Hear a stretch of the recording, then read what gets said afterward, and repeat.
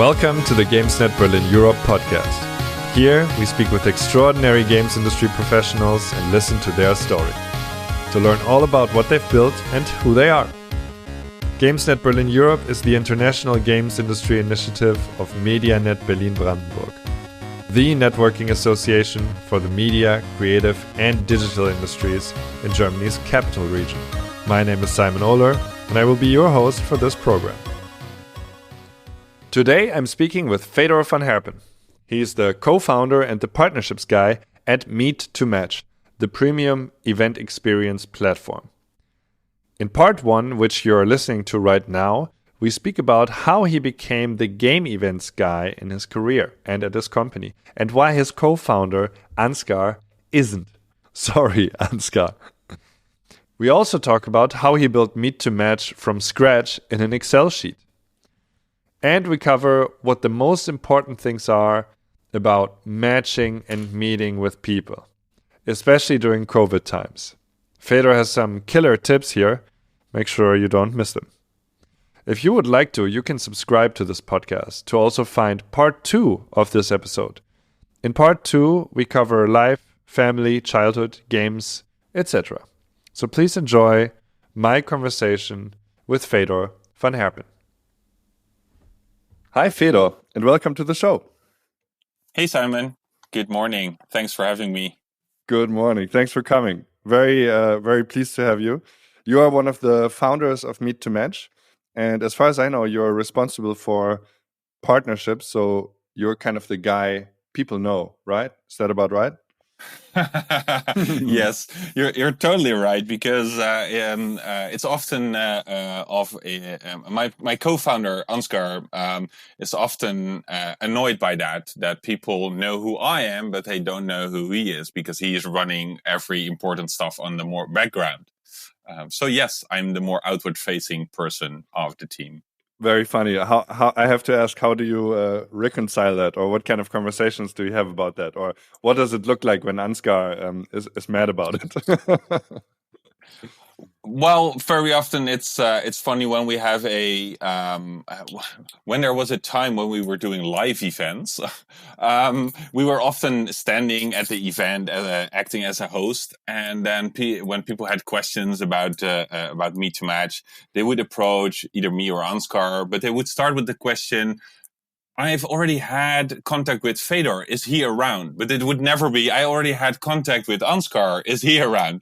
So then when Ansgar gets that question, he always says like, well, but I'm his other half. Equal partners here. This is Fedor, but yeah, glad to meet you. And it's funny, that was in the more startup years when we had that often. After that, we took on more team members who were also more outward facing. So it's now Fedor or Romy or Zoe, but still, it's probably never Ansgar. Oh, very good. And did he get? I don't know. It's so funny. Did he get used to that now? Is that more of a given now, or is it still Yeah, no, it doesn't really annoy him, so he's not mad about it. I think he accepts it, but now treats it as a running gag or something. Just very good. Hey Ansgar, if you hear this, I'd love to meet you one day. I'm totally interested in you. Just so you know, I'm not like the others. Okay, that's great. How did you become the guy that people know, or why are you that guy? What do you do to be that guy? Yeah, that was trying to have an internship to finalize a master in marketing. I was almost hired by the oil company Shell at that point, or actually I was already hired. But then really last minute, the internship was canceled for various reasons, not because of me, but because they couldn't give me the right advice and the right person to help me out there. So I was left to my own devices, finding another internship, and that was the best thing that could have happened in my life, because I don't want to work at Shell. I did want to work at Shell, but right now I would never work at Shell because of all the environmental misery and impact they're responsible for. However, my sister-in-law was working at a foundation who was organizing game events. And she said, well, we need somebody in a marketing field that can help us out. And that was the Dutch Game Days Foundation. And they asked us ask me to help out doing marketing and business development for that event. Obviously, as an intern, you first get the small jobs and the small tasks. But that was in 2009, and then I never left the games events industry ever. Yeah. Okay. So, and that's how you became the guy people know, because you were always around at games events. Probably first the Dutch ones, and then did it already become an international affair for you with the Dutch game events, or was that only when you started Meet to Match? No, so the moment I came on board there, the Dutch Game Days transformed into an international event, and it was rebranded to the Festival of Games. And I already started traveling to other events closely around us to find sponsors, visitors, etc. So that was indeed the first moment when I started traveling and became a face of at that point just the Festival of Games. And at a certain point in time, we stopped organizing the conference. The competition was so fierce in Europe with B2B game events, and we noticed that the matchmaking part of what we did at the Festival of Games, when we started there, was a very interesting business model, and we started to work together with game events around us. Can you describe how you started the matchmaking in the very beginning? Yeah, that's a really nice story, because every time people are asking me this question, and they are a bit laughing when I'm telling how that was done. So we noticed that people were not willing to. They were seeing a declining value of having just an exhibitor spot on an expo, and they were looking for a more tangible thing, something with a more measurable return on investment. So we started that matchmaking service where developers could invite publishers, and service providers were also added to the mix. But that first event in 2009, I did that matchmaking and that planning by hand, or Excel. And that Excel sheet was pretty big with lots of tabs, but that was fine up until the moment that people either started canceling or wanted to be on board last minute. So those last days were pretty stressful. But so after that edition, where we saw that there was a demand for that, I told my bosses, one of them, which was my now co-founder Ansgar, like, I'm not going to do this anymore in an Excel sheet. We need some technology to solve this for us, and ideally, we're even doing this as a self-service service. So that's why we build a first iteration of our meeting planning platform at that point. I'm a bit curious, because I can totally see how that's a bit crazy to do that by hand. I mean, I'm not a big technology guy, but I am a bit curious. How do you manage to create such a relational system, I guess, where you pair people with other people at an event, and there's probably a lot of scheduling and blah blah. How did you even create that in Excel? Maybe with a reasonable, not too much amount of detail, and then how did you technologize that? That's something I'm very curious about right now. Yeah. Good question. There's a lot of digging in my memory right now. But basically, what we did in the Excel era, we asked both the developers which publishers or investors, but it was more publisher focused at that point in time, they wanted to meet, and we just arranged those meetings, and then we gave a agenda to the publishers a couple of days before, like, hey, this is what's going to happen for you. Just show up, and we'll facilitate you with some nice tables and chairs to sit down at. And how to technologize that.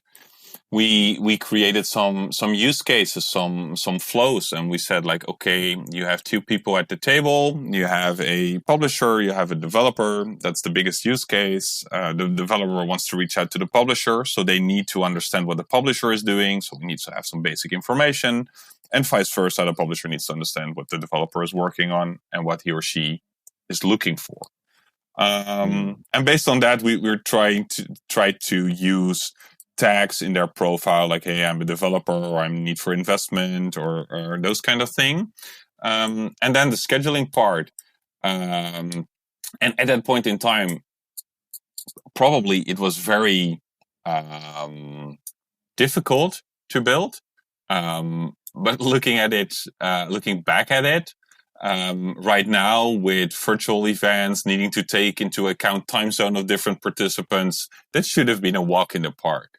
But obviously it was not, and obviously it had their first hiccups, etc.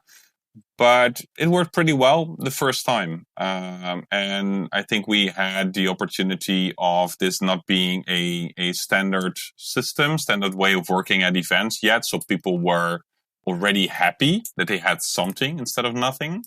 And they actually helped us out with providing us tips and tricks, and we just built it from there. Understood. What do you know? What makes a successful match at such an event? I mean, I'm sure you have data on that through your system. What are the kind of parameters that can kind of predict a good match between, well, whoever might be meeting? I'm not asking for my own dating life or anything. I'm just professionally curious. Yeah, you're not asking about swiping left or right. Correct. Okay. It's providing as much information as possible that is relevant without providing too much information. So how could that look like? Sorry to interrupt, maybe as an example. No, it's good because I'm wrapping my head around answering your question. There is always a buyer and a seller, and a buyer needs certain information, so you make sure that information is requested on the profile, and vice versa, similar. Back in the days, there were not so many platforms and stores around, so the requirements from the publisher and investor, or the skills from the developer, were not so different from one another as opposed to now. Right now, what information is that publishers or investors want to know is even what kind of engine are you using? What kind of business model are you applying? And back in the days, it was more like either it's a web game or it's a game on one of the bigger platforms. But there weren't so many indie publishers around at that point in time. So I think that the necessity for valuable information to find the right partner to meet up with grew over time.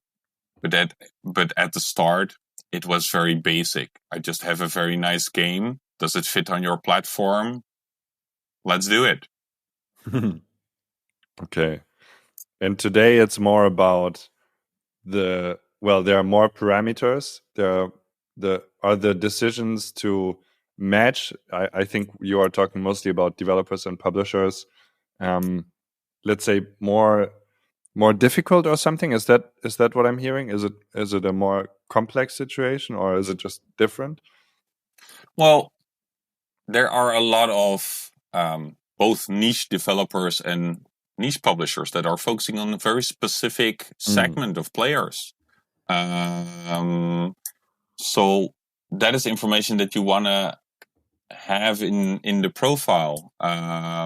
So I think what is different right now is that people are very, very upfront about what they want, but also very explicitly about what they're not looking for. So even in their profiles, they're defining, if you have this and that, then don't bother.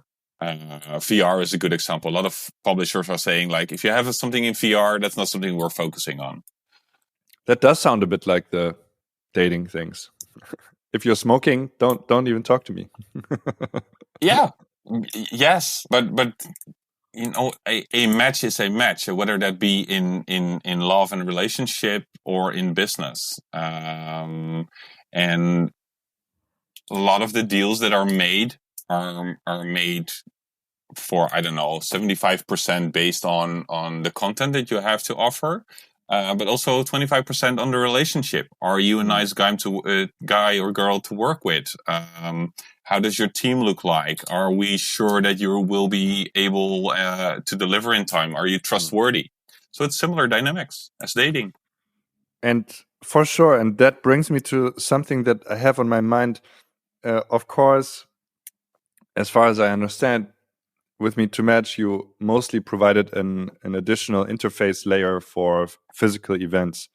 And well, I'm really curious how you work during COVID now and how you could help people there, because I think it's something that affects the entire games industry. It's so events driven and everybody loves their events and so on and so forth. And yeah, that's obviously gone at the moment. What did you do in the recent time? Yeah, I think just before COVID, a year and a half before, we had two, let's say, lucky moments, or maybe you can call it strategy. I don't know. But there were two decisions that we made that highly impacted our ability to adapt to the new situation. The first one was that at the core, like 10 years ago, and for 5, 6 years, 7 years after, we were just a matchmaking platform, just focused on getting meetings during an event that would happen during an event.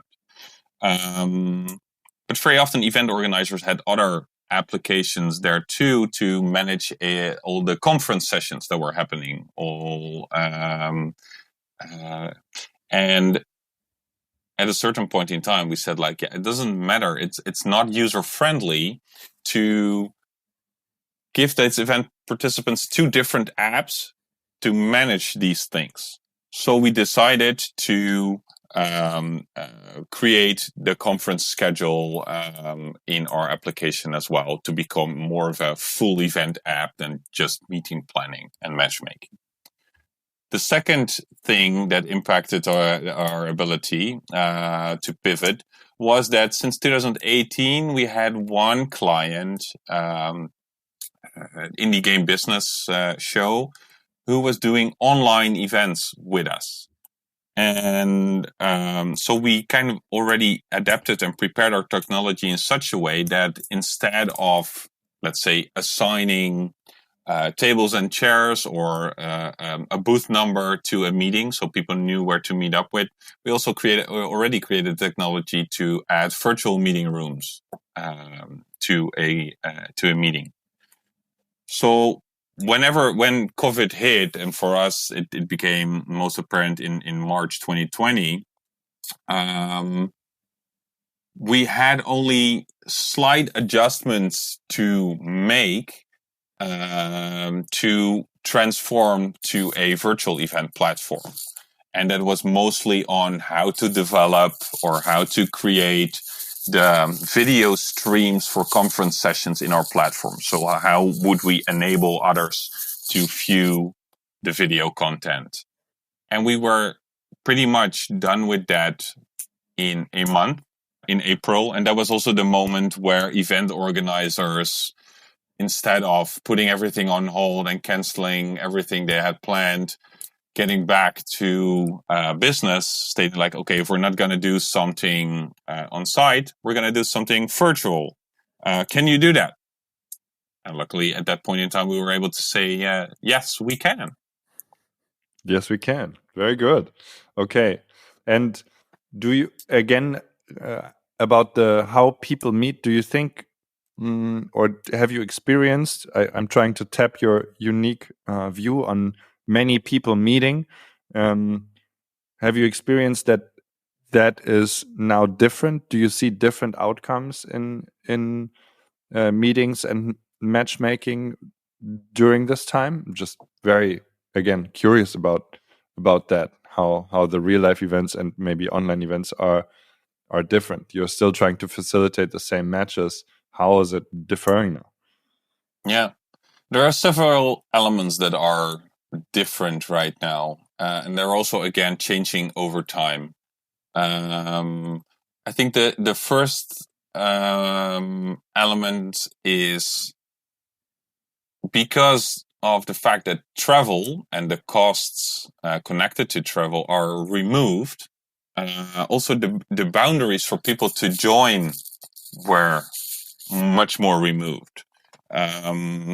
Take an example of a game developer conference in San Francisco. Normally, you would spend, I don't know, 5,000 to 10,000 euros in a week on hotel, on tickets, on food, and that's a big investment.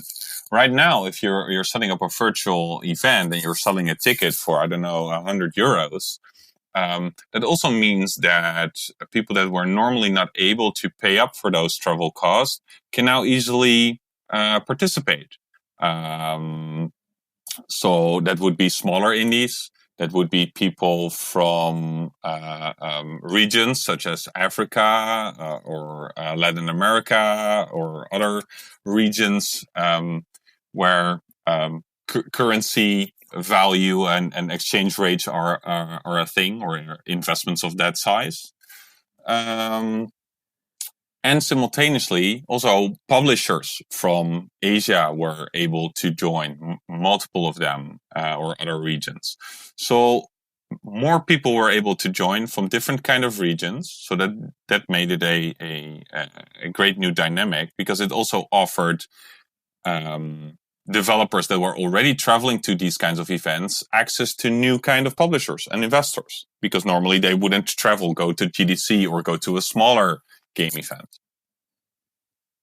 I think the second thing, what we've seen is that everybody was adapting pretty quickly. It was obviously the games industry is a tech savvy industry, and switching to virtual was done in a heartbeat for people. Especially since this whole situation was very new, everybody was like, well, this is it right now. I need to cope with this. I'm going full steam ahead with these new opportunities. I think that is something that has been changing over time in the past year, as in the fact that everybody is zoomed out, so to say. Everybody is so fed up with looking at their screen for. Sorry, everybody zoomed out. Is what you said? Is that a pun? Yeah, well, that's a pun. As in, everybody's fed up with using Zoom or whatever kind of technologies, video calling. Everybody's continuously watching at their screen, both for development, work, but also the pressure on people of switching from task to task is taking a toll. Because normally, when you would go to an on-site event, your colleagues wouldn't bother you, because they knew you are there, you focus there, you're doing the stuff. When you return in 3-4 days, you'll ask the question, or you send people an email and just wait for them to reply. But right now, you can have a couple of business development meetings, then you have a team meeting, then you need to do some development or create a proposal or a presentation or whatsoever. It goes on and on. So that is also taking a toll on people. People are, just like in general, a bit fed up with the whole COVID situation and like to go out and meet people again. No doubt. And then thirdly, what we have seen is that the games industry was able to thrive during COVID because everybody needed to stay at home and actually spend more money on buying games, playing games. So the publishers had more revenues. So they were able to reinvest that back in multiple opportunities. So there were more opportunities for developers to actually find a publisher for their next games. So that's also a big change. Yeah, these are good insights, and I think it's very interesting how it brings people together, but in this weird way, in this always there way, and it makes like you said, the people are zoomed out or zoomed up or whatever. It seems to bring a great need of just looking somewhere else than at a screen and so on. But it's also very interesting to see that there's a kind of, if I understood you right, kind of a more globalized situation going on where there are actually less barriers. So it's always nice to hear that there's let's assume that's positive, right? I mean, who knows, but let's assume that's positive. It's nice that that's in there too. Yeah, it's positive and negative. So yes, there are more opportunities, but simultaneously you're competing with way more people. So it's less easy to stand out because it's easier to stand out if you're physically somewhere, because then you can connect as a person. But right now in the virtual space, and there's just a screen in between of you, you're one of a few of many. So it's very hard to stand out to make sure you really connect with the person on the other side and make an impression that lasts. Yes. And I think that's kind of what I was wondering about when I asked you in the beginning just now. It's like how is it different for people to meet? And I think that, I mean, I'm lucky that I don't have to Zoom too much, but I think it would drive me crazy to be in this, to be faced with the scenario you just described, with this difficulty to stand out. And yeah, it's nice. It's nice to be in physical places and meet people and have a one-on-one or run around with a group, and it's all changing and you see different sides. There's a meeting people that's even it's easy on the eyes. I think that's also something that I just got from what you're saying. You know, you see different people up close, from afar, but in a real like 3-dimensional space. That's pretty nice. Maybe underestimated. Yeah, and I think what it's also really missing right now is the opportunity to connect on a personal level after you had a business discussion. So, for example, if you meet up at an event and then afterwards there is a happy hour or a party going on, and you meet that same person, and you cheer with that person over a beer or a non-alcoholic drink, you can have fun, you can have laughs, you can have dinner together. So you're building memories together. And that is something also like virtually, what we haven't been able to replicate well, that nice way of coming together and just have fun. And secondly, again, with people being fed up looking at the screen, people are happy that the event is over and they're not looking for another social activity which is being conducted through a screen. Yeah, for sure. And you know, it seems to me like you said a really good thing, that it's about making memories, and kind of, it seems to be about changing states. So in the afternoon, you're meeting at the conference, and you know, we all in the games industry probably know the feeling. The afternoon is late. Maybe, I'm not speaking for everyone, maybe you've been hungover and it's like a situation, but you're still doing your work and it's kind of fun. And you're there having a meeting or something, talking about something serious, but there's a general lighthearted mood going on because you're among so many people and so on. And then at night, after dark, so to speak. And I think also we both kind of just said it in a way, but I think that's why drinking is also so popular, and other activities, because it's a state change, right? And if you change states with people, that's where you make memories. And sitting on a computer in a Zoom meeting, and in derivatives, is like the opposite of a state change. Like, and the memories are like stored in your body, I would say. And how can you make memories if you're sitting in the same place and the people and just the words change? It doesn't seem to mean so much, does it? No, I'm totally on the same page to what you just described. And I think my most important realization about humor and interaction is that when you're having a meeting over Zoom or whatsoever, you can never look each other in the eye, because if you want to look somebody in the eye, you need to look at the camera. And by looking at the camera, you can't look at the screen and see the other person's eye. And I think that's one of the basic fundamentals of communication between people, is to look at one another.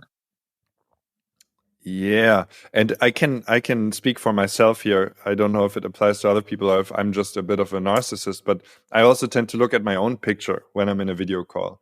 It's like, because it's interesting to look in the mirror. It's like, how am I looking while I'm speaking? You know, you have this thing, you need to stand out. You are presenting, you are also representing yourself. It's like, how's my look? Okay, that's fun. And that can be helpful, especially if you're in a more performative role. But that is also what you're kind of criticizing right now, that you are in a performative role, that you have to, well, I don't know. It's almost like you are kind of speaking to yourself because of what you described, because either you look at the camera or you look at the screen, but then maybe you look at yourself. It's like, it's a weird thing. And that's actually why I really prefer, I mean, we are on an audio software right now, and we could do this with video, but I really prefer being on the phone, metaphorically, because at least we can, let's say, while we can't look each other in the eye right now, we can like hear each other in the voice, which is like a pretty decent replacement, because and the eyes are not distracted, right? I can look out my window while I'm listening to you, but I'm still intently listening to you. It's if we would introduce video to this, it would be a whole different scenario in a way. Absolutely. I just recently had a conversation about both of these topics, and it's fun to see that many of the video conferencing technologies only recently, and then I'm talking about a couple of months, most of them also introduced the functionality of removing the piece that is showing yourself. So you're actually able to focus on the others instead of continuously watching. How am I looking? What is happening in my background? That kind of stuff. Oh, interesting. Yeah. And secondly, with that audio remark you made, yes, I have started to call people more often in the past year. I was despising having calls like a couple of years ago. I would never take a call. People who would call me would almost instantly get my voicemail. I'd like to do it over text chat or whatsoever, over email. But with all these Zoom calls now, I tend to call people, and then I love to just take a stroll outside and talk to people while, indeed, like you were saying, intently listening. Yeah, and that brings your body back into it too. So I actually have a fixed walking route that is really nice because it's kind of fixed. It's also beautiful, and I don't have to think, where am I walking now? So I can basically do other things while I do that. So either I talk to somebody, or I'm on a podcast, or I just listen to music, or I listen to nothing and just kind of meditate. I noticed that sometimes on my walk, I can remember a certain conversation I've had, a certain piece of podcast I listened to, when I pass a certain spot. Now, of course, I pass that certain spot almost every day on my walk, but still there are embodied memories that I can seem to recall. And the memories, quote unquote, that you have while sitting on your computer are like infinite, right? There are so They're a many blur. things. Yeah, they are a blur. They can probably not be called memories exactly. So the walking and talking, that seems to be the way, because you can bring your body into it. Yeah, that's what I mentioned with making an impression as well, and I was not so explicitly explaining it like you were saying, but I think you are right. Me in a partnership role, where I'm usually pretty good at is to remember names and where people are at companies, etc. But in this past year, with people I met newly, that has become increasingly less easy. And I think that is because I can't attribute a visual memory or experience with that. Yeah, well, that's really something. Well, it's so funny. I've never, this is an unusual episode now, because I really wanted to talk to you about this, because you are like the expert in people meeting, right? And at the same time, this seems to be so mundane because everybody is experiencing this. But I think it's nice to really unpack that a little bit. What is happening? Why is this happening? So I guess maybe what we can kind of close part one with is, what would, in your expertise, like you said, as somebody who as a job meets people, but then also has a company that wants people to meet and facilitates that, what would be your advice for people at the moment? What would you say? What would you recommend people do? Maybe other than what we already said, or maybe you can reiterate that. What's the best way to make lasting impressions, memories, and connections in the time we're in right now? Yeah. I would say start off with being picky, because there are a lot of events around right now, but in the gaming space or any other industry, and it's easy to do because of the cost of joining are much lower to join a lot of them. But what I would recommend is focus on a couple events where you think, okay, here is where I'm gonna find what I'm looking for. And very important, that's not necessarily always the bigger event around, because with the bigger event, you're competing with a lot of other people. So maybe try and find your niche event where that specific publisher or investor is attending. And try to build up a relationship around going forward with that meeting. So do a first intro over email, or if you don't have his or her email address already, link up on LinkedIn, or look him up on Twitter and start a conversation. Look what he or she is interested in. I think that right now, when people are starting to sell something, whether it be a game or a service or whatsoever, the conversation right now should not be really about the product. Make sure that 50% of your time is about interpersonal relationship. Try and make jokes. And no bad jokes, please. But try and make jokes. No bad jokes. Bad jokes are prohibited. Yeah, prohibited. Yeah.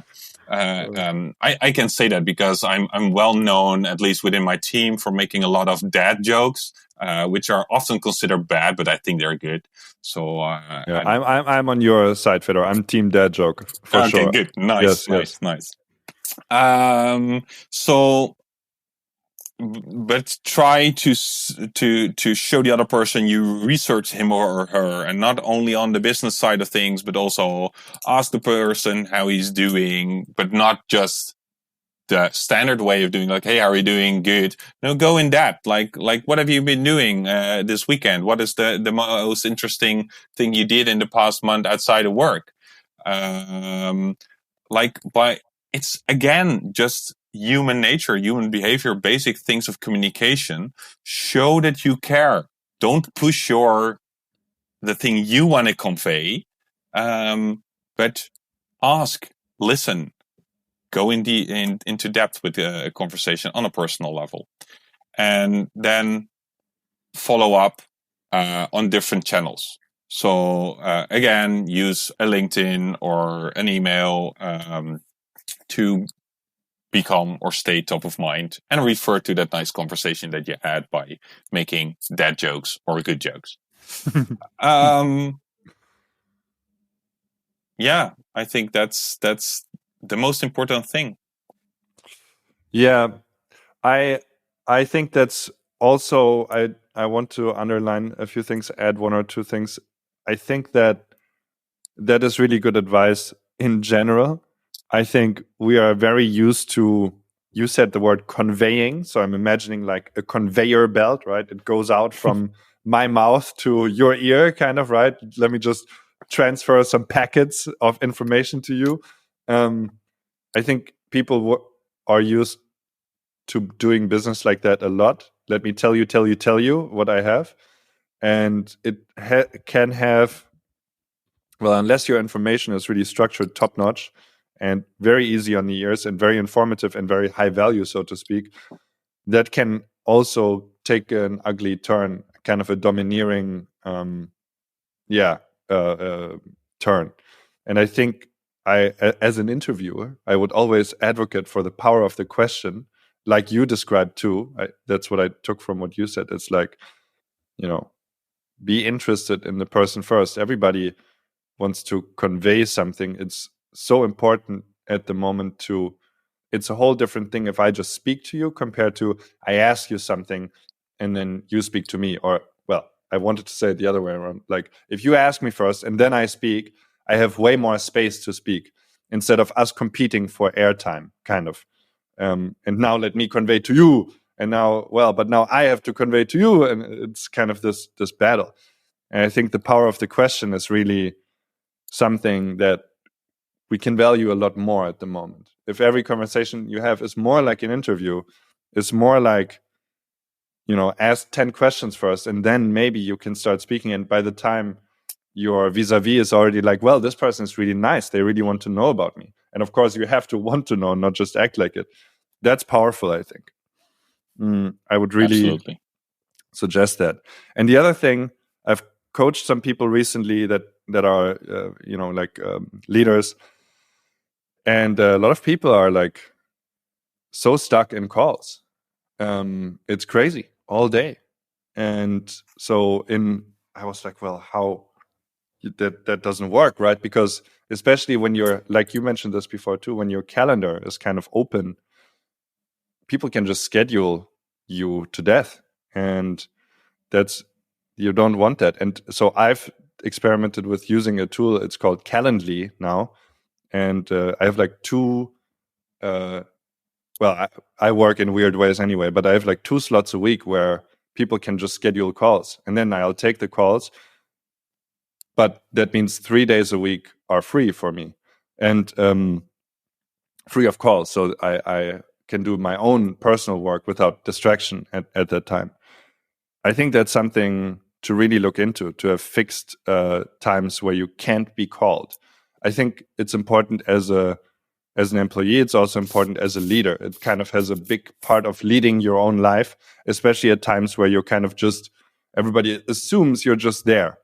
And if you can put some boundaries on that, I think that's something that can really help people. So Calendly is the tool I use, or you can also set them in Google Calendar, like business hours. It's basically to remove negotiation from the meeting making. And then I would say take walks, but we discussed that. So these are my 2 cents to that as well. Yeah. I use Calendly as well. And for example, I have settings like you can't plan if I already have 2 or 3 calls a day, or there always needs to be 1 hour in between, or these kind of settings. Those are really helpful. But I think another piece of advice, and I'm trying to learn myself to follow my own advice. Of course, we all do. Please give the advice anyway. Yeah, well, so sometimes it's an insight already that you have, but you still need to master it. Yeah. Is plan time to catch up with people, your colleagues, your business partner, your family. It's so easy to neglect the personal conversations in this time as well, because if you're having a call with a colleague, it's often about a certain topic. You dive into the topic, and then when the topic is done, you're done with the call. It is plan something in your agenda, like catching up with colleagues or a coffee hour, or again, you need to make sure that there is emotion. I need to understand from my colleagues what they've done in the weekend, just to understand what their life is about. And it's so easily neglected because you're living on your own island, in your own house. Very true. And with that said, I want to know more about what your life is about. We will talk more about that in part 2. I have 2 more things for you before we wrap up part 1. I have 3 questions for you on memories, kind of, on gaming scene and events. And I want to know from you, as a experienced event man, what's your favorite event for business? What's your favorite event for hanging out? And what great memory do you have connecting you with Berlin? Because this is the GamesNet Berlin Europe podcast. So we'll start in the beginning. What's your favorite event to be at for business? Wow, that is a hard question. I know. So virtual events aside, so digging back my memory, 2019 and before, like we did 25 events, on-site events with the team. So there was a lot of traveling involved in that year.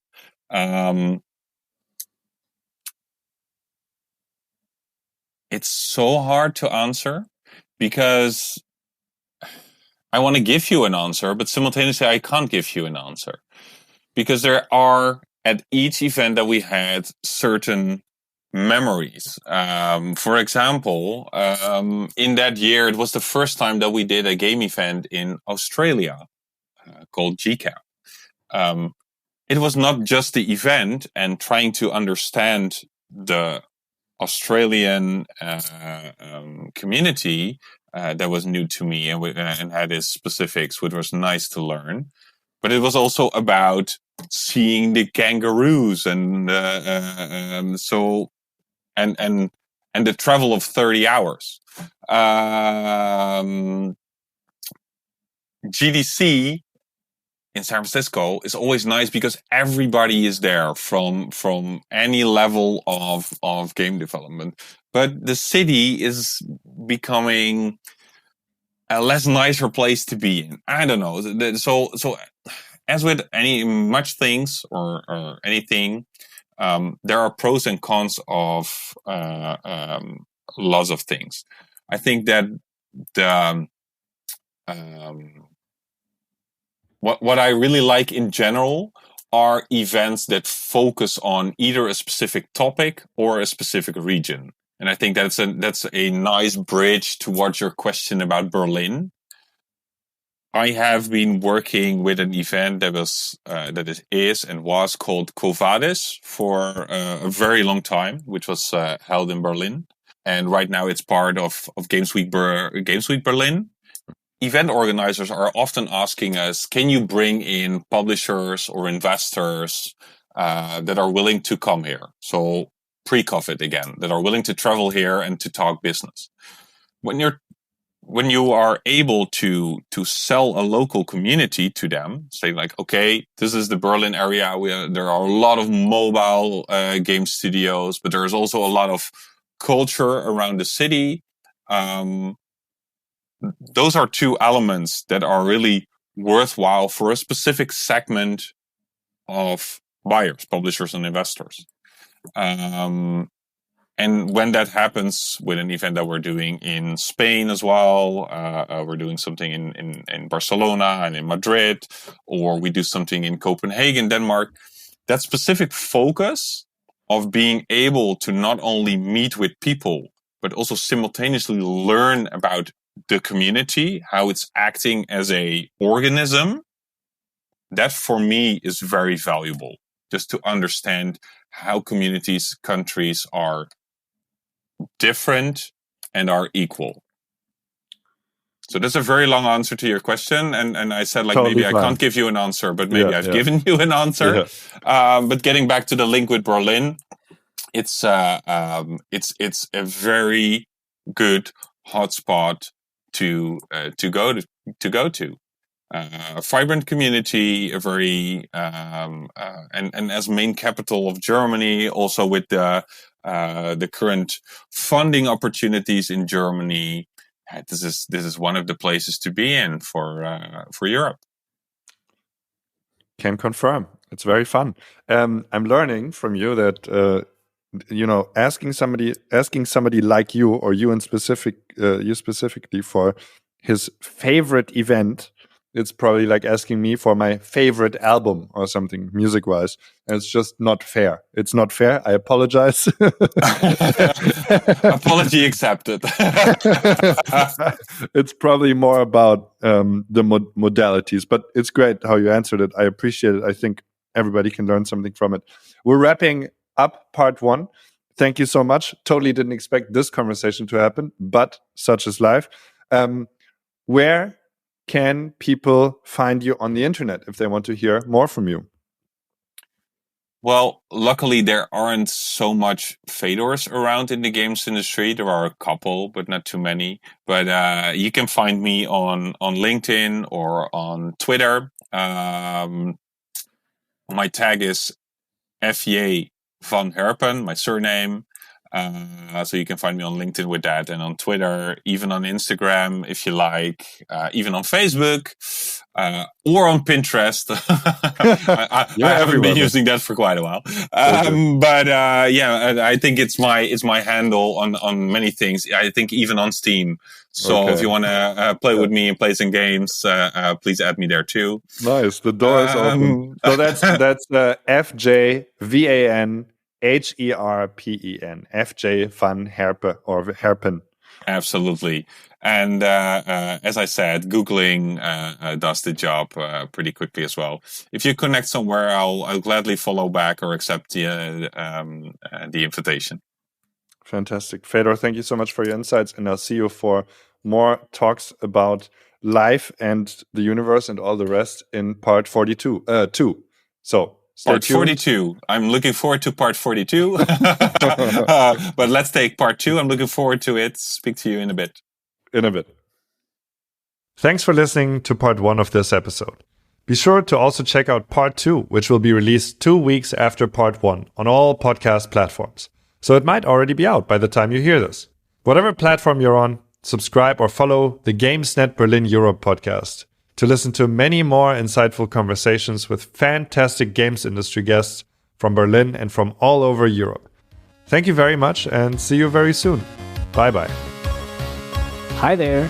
Before you go, this is Florian, Project Manager for GamesNet Berlin Europe. If you want to stay connected to the network, find out more about upcoming events and links to other MediaNet initiatives, you can visit us at gamesnetberlin.eu and subscribe to our newsletter. Thank you so much for listening to our podcast, and until next time.